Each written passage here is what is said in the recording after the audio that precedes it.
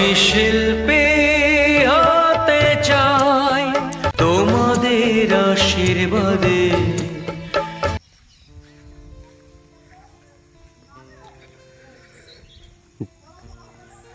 ঝাড়গ্রামের বেলপাহাড়িতে শিমুল পাল পাথর শিল্প, পাথর কেটে কেটে নিখুঁতভাবে যেমন মূর্তি, থালা বাসন বা ঘর সাজানোর জিনিস তৈরি করা হয়, দেখাবো আপনাদের। এই ভাস্কর্য শিল্পকলা আস্তে আস্তে হারিয়ে যাচ্ছে।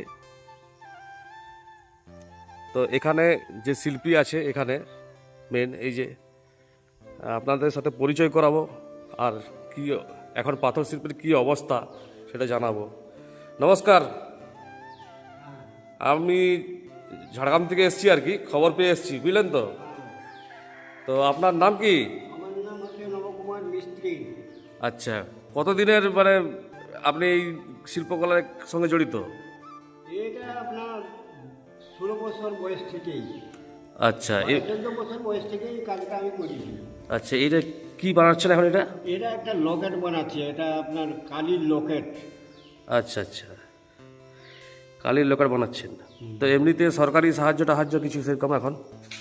হ্যাঁ, সরকারি সাহায্য কি, ওই একটা ভাতা দেই আর ওইটাই সাহায্য। আর জন্য আগে তো এটা তো প্রচুর পরিশ্রম আপনাদের। তাহলে এই মানে কাজের সঙ্গে কতজন কাজ করে এখন এই পাথর শিল্পের সঙ্গে জড়িত? এখন কাজ করে আমার গ্রামে তো ছিল 65 থেকে 70 জন লোক ছিল। তবে মানে এটা ওই এখন আপাতত কিছু লোক করে, কিছু মানে বন্ধ আছে, সবাই করে না। তার কারণ বেচা কেনারও ব্যাপার আছে। তারপরে আমাদের যে ওই লাক্ষাটা না হলে এই কাজটা করা যায় নাই, হতে চায় নাই থালাবাটিতে।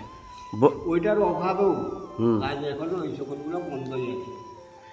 আচ্ছা আচ্ছা, আর এই মানে যদি একটু মানে আধুনিক কোনো যন্ত্রপাতি থাকতো ভালো হতো নাকি? তাহলে ভালোই চলছে। সব তো মানে ছিনি হাতুড়ির উপর দিয়েই চলছে নাকি? চিনি হাতুড়ি। তাহলে প্রথমে একটা পাথরের জিনিস বানাতে মানে প্রথমে কি পেন বা চক দিয়ে কি স্কেচ করতে হয় নাকি, আঁকতে হয়? না না, আমি কিন্তু কোনো স্কেচ করি না। এমনি বাটারি চিনি হাতুড়ি ধরলেই বাস, মানে মনের ভিতর থেকে যেটা প্রকাশ করবো আচ্ছা সেটাই কেটে বের করে দেবো। আচ্ছা আচ্ছা, মানে আপনার এতটা দক্ষতা হয়ে গেছে এখন। এতটা দক্ষতা। আচ্ছা, তো এই যে আপনাদের এটা এই ছবি টবি এই যে ঘর, এটা কি সরকার থেকে করে দিয়েছে নাকি? কিন্তু এখানে তো লোকজন সেরকম ধরনের এখন তো নেই। হ্যাঁ, এখন নেই। মানে বাজারে বিক্রি টিক্রি কেমন হচ্ছে আপনাদের? মানে আপনার ওই সিজনগুলোর সময় ওই খান্ডারানি বা ঘাগরা টাগরা এইগুলো আপনার পর্যটক কেন্দ্রগুলো বিক্রি করি আর কি। তো এখন অক্সিজেনে বানিয়ে রাখি, এখন তো বাজার নেই, কি করা যায়, এইভাবে মানে চলে আসবে। এই যে আমাদের কি নাম বললেন আপনার? নবকুমার মিস্ত্রি। নবকুমার মিস্ত্রি, খুবই অভিজ্ঞ বরিষ্ঠ একটা ভদ্র মানুষ। তো ইনি অনেক সার্টিফিকেট পেয়েছেন, প্রাইজ পেয়েছেন, কিন্তু মানে যে মূল্য আর কি, ইনার অতিরিক্ত বয়স হয়ে গেছে আর কি। এখন উনি বক্তব্য শুনবো।